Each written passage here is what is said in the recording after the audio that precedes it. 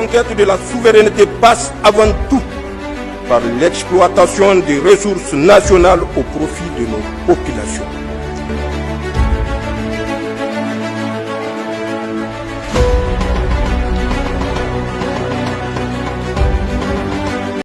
Trois ans de prison requis contre un couple de lesbiennes à Niamey, rapporté par l'enquêteur ce mercredi 30 juillet 2025.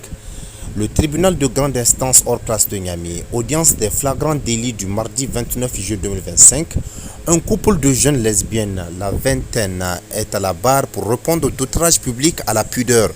Il faut tout de suite savoir qu'une lesbienne est une femme qui éprouve une attirance physique, sexuelle, affective ou romantique pour d'autres femmes. Ce terme peut également inclure des personnes non binaires qui s'identifient comme lesbiennes. En d'autres termes, une lesbienne est une femme dont le désir sexuel est orienté principalement ou exclusivement vers des personnes de son même sexe. Quant aux faits d'outrage public à la pudeur, ils sont prévus et punis par le Code pénal en ses articles 275, constitue un outrage public à la pudeur, tout acte matériel contraire aux bonnes mœurs commis dans des conditions telles qu'il ait été aperçu ou pu l'être par des tierces dont il était susceptible de blesser la pudeur. Et 276, toute personne qui aurait commis un outrage public à la pudeur sera punie d'un emprisonnement de 3 mois à 3 ans et d'une amende de 10 000 à 100 000 francs CFA. Dès l'entame de l'examen du dossier, le président de l'audience informe le tribunal de ce que la défense des deux prévenus a introduit une requête aux fins de statuer à huis clos afin de protéger les intérêts privés de ses clientes, c'est-à-dire leur intimité. La robe noire avait pour cela invoqué l'article 386 du Code de procédure pénale qui dispose « Les audiences sont publiques, néanmoins, le tribunal peut, en constatant dans son jugement que la publicité est dangereuse pour l'ordre ou les mœurs ordonnées par jugement rendu en audience publique, que les débats auront lieu à huis clos lorsque le huis clos a été ordonné. Celui-ci s'applique au prononcé des jugements séparés qui peuvent intervenir sur des incidents ou exceptions ainsi qu'il est dit à l'article 444 alinéa 4.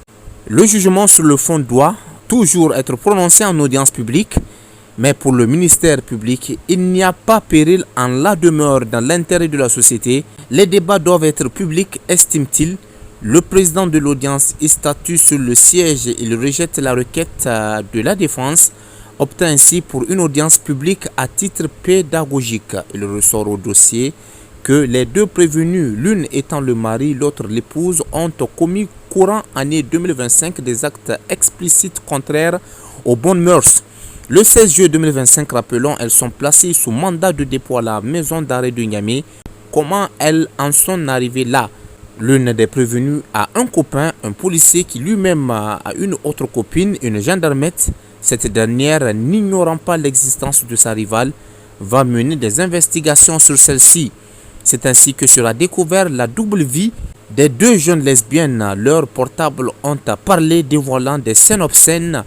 À la barre, elles diront s'être rencontrées à une cérémonie de mariage au cours de laquelle elles ont échangé leur numéro de téléphone. Depuis lors, elles ne se sont plus quittées.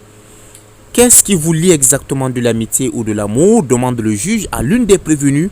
De l'amour, répond-elle en toute sincérité. Êtes-vous mariés? Non. Pourtant, les audios en notre possession versés au dossier confirment bien votre union, fait observer le juge. Ce dernier fait remarquer aussi que le couple si particulier avait pris un toit en location. Gênée aux internures, la prévenue se mure dans un silence assourdissant. L'autre prévenue va reconnaître totalement les faits qui leur sont reprochés. Pour le ministère public, visiblement choqué, on ne peut pas concevoir un mariage de deux sexes identiques dans une société telle que la nôtre. Il ajoute, vous êtes bien en couple et vous le dites vous-même dans vos vidéos. Dans ces réquisitions, le ministère public va tenter de démontrer que les faits d'outrage public à la pudeur sont bien constitués à l'égard des prévenus. Où allons-nous avec de telles pratiques qui jurent d'avoir nos us et coutumes ainsi que de notre religion, s'est interrogé le représentant du parquet. C'est ainsi qu'il va demander au tribunal de déclarer les deux prévenus coupables des faits à elles reprochés et en répression de les condamner chacune, pour l'exemple, à 3 ans d'emprisonnement ferme et à 100 000 francs CFA d'amende. Dans sa plaidoirie, le Conseil des prévenus tente de convaincre le tribunal de ce que ses clientes n'étaient pas conscientes de la gravité des actes posés par elles. L'intention n'était pas d'outrager publiquement la pudeur. Leur comportement, certes déviant, est à mettre sur le compte de l'erreur de jeunesse et leurs vidéos n'étaient pas destinées à être partagées. L'une des prévenues était sur le point de convoler en juste noces. Je demande au tribunal de leur donner une chance de se racheter, de se reconstruire, accorder-leur de larges circonstances atténuantes. L'avocat sera-t-il entendu par le tribunal? En tout cas, les 2 jeunes prévenus se sont excusés et ont demandé la clémence du tribunal.